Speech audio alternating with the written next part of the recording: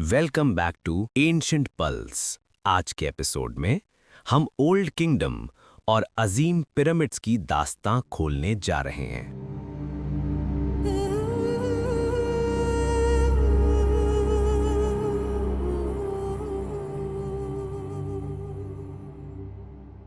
The old kingdom, जो तकरीबन 2686 से 2181 कब्ल मसीह तक फैला हुआ था, मिस्र का एज ऑफ पिरामिड्स के नाम से जाना जाता है। एक ऐसा दौर जो हैरान कर देने वाली तामीरी हिम्मत से भरा हुआ था, जहां फिरौन की ताकत को संगे मार्बल और पत्थर के अजीम इमारतों में हमेशा के लिए अमर कर दिया गया। इसी दौर में मिस्र ने अपना पहला गोल्डन एज देखा।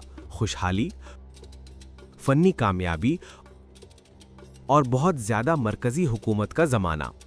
सबसे ज्यादा शोहरत इस बात की है कि इसी वक्त गीजा के अजीम पिरामिड्स बने, जो पुरानी दुनिया के अबद तक कायम रहने वाले अजूबाए आलम के तौर पर मशहूर हैं। ओल्ड किंगडम के फिरौन सिर्फ बादशाह नहीं समझे जाते थे, उन्हें जिंदा खुदा माना जाता था, जो इलाही तौर पर जमीन पर हुकूमत के लिए मुकर्रर किए गए थे। उनकी ये सलाहियत कि वो इतने बड़े मजदूरी जत्थों को ऑर्गेनाइज कर सकें और इतनी बड़ी इमारतें खड़ी कर सकें, उनकी इलाही कुदरत की निशानी समझी जाती थी।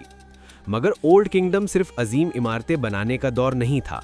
ये वो टाइम भी था जब मिस्री तहजीब की सियासी, समाजी और मजहबी बुनियादें मजबूत की गईं, जो हज़ारों सालों तक कायम रहीं। इस दौर का तारीखी रिकॉर्ड, जो ज़्यादातर चौथी से छठी नस्ल यानी 4th to 6th डायनेस्टीज़ पर मबनी है, और जो कुछ हम जानते हैं वो सचमुच पत्थर पर लिखा हुआ है। मुहक्किकीन ने इस दौर की तारीख को बुतों, मंदिरों की इंस्क्रिप्शंस और कब्रों के नक्शो निगार से जोड़कर समझा है। पिरामिड्स खुद अपने मेमारों और बनवाने वालों के बारे में बहुत कम मालूमात देते हैं, लेकिन उनके करीब जो फ्यूनररी टेम्पल्स, श्राइन्स और स्टेले हैं, उन पर बादशाहों, सरदारों और अहम अफराद के नाम के साथ मजहबी और सियासी वाक़यात भी लिखे मिलते हैं।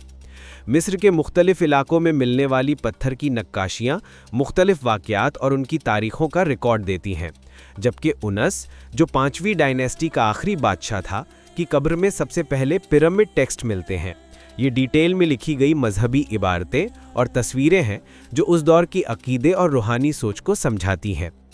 ओल्ड किंगडम के दौरान एलीट कल्चर और आर्ट को इस तरह स्टैंडर्डाइज कर दिया गया कि वो मेम्फिस, जो उस वक्त दारुल हुकूमत था, के ज़वाक को रिफ्लेक्ट करें।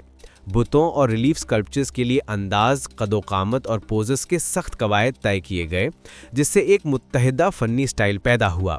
जबकि पेंटिंग और अदब यानी लिटरेचर ज़्यादा पेचीदा और एडवांस्ड हो रहे थे, लेट अर्ली डायनेस्टिक और अर्ली ओल्ड किंगडम के बुत एक दूसरे से काफ़ी मिलते जुलते लगते थे।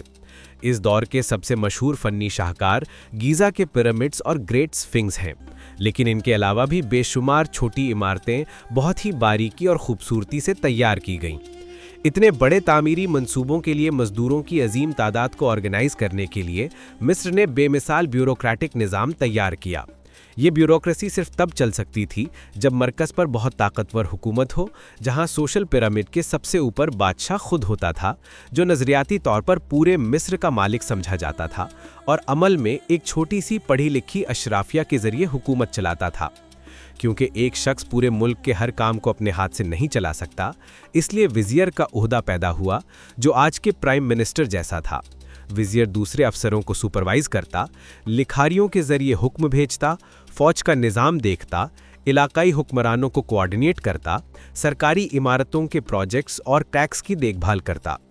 तीसरी डायनेस्टी के आखिर में बहुत अरसे तक ये समझा जाता रहा कि किंग हुनी ने ओल्ड किंगडम के बड़े तामीरी प्रोजेक्ट्स का आगाज़ किया, मीडम के पिरामिड बनाकर। लेकिन अब ज़्यादातर मुहक्किकीन ये समझते हैं कि मीडम का असली क्रेडिट स्नेफ्रू को जाता है, जो चौथी डायनेस्टी का पहला बादशाह था और शायद हुनी का बेटा भी था।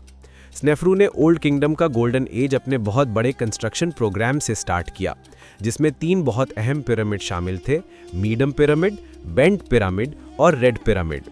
मीडम का पिरामिड, जिसे अक्सर मॉस्ट पिरामिड भी कहा जाता है, उसकी गिर चुकी आउटर केसिंग की वजह से मिस्र की पहली कोशिश एक असली स्मूथ साइडेड पिरामिड बनाने की थी, जो पहले के स्टेप पिरामिड डिज़ाइन पर मबनी थी। मगर तामीर के दौरान स्ट्रक्चर में ऐसी तब्दीलियां की गईं, जिससे बाहर वाली केसिंग चट्टान के बजाय रेत पर आ गई और आखिरकार गिर गई। स्नेफ्रो के अगले 2 पिरामिड दहाशूर में बने, जहां डिज़ाइन को बेहतर किया गया। बेंट पिरामिड का नीचे का हिस्सा 55 डिग्री के तेज एंगल से ऊपर उठता है, लेकिन आधे रास्ते पर एंगल 43 डिग्री पर आ जाता है, जिससे वो देखने में मुंह मुड़ी हुई लगती है। ये तब्दीली शायद तब की गई जब मेमारों ने महसूस किया कि पहला एंगल बहुत ज़्यादा स्टीप है।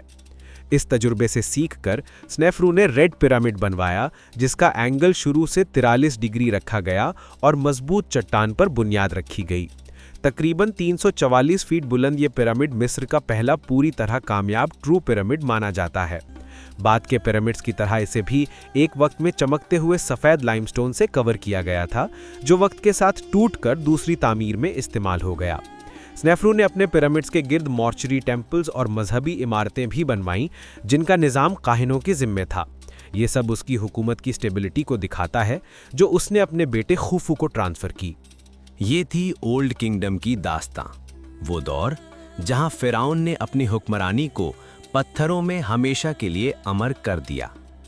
पिरामिड सिर्फ कब्रें नहीं थीं, ये ताकत का इजहार, अकीदे का निशान और हमेशा जिंदा रहने का दावा थीं। अगर आज का एपिसोड पसंद आया हो तो वीडियो को लाइक करें, अपना कमेंट ज़रूर छोड़ें और एंशिएंट पल्स को सब्सक्राइब करना ना भूलें।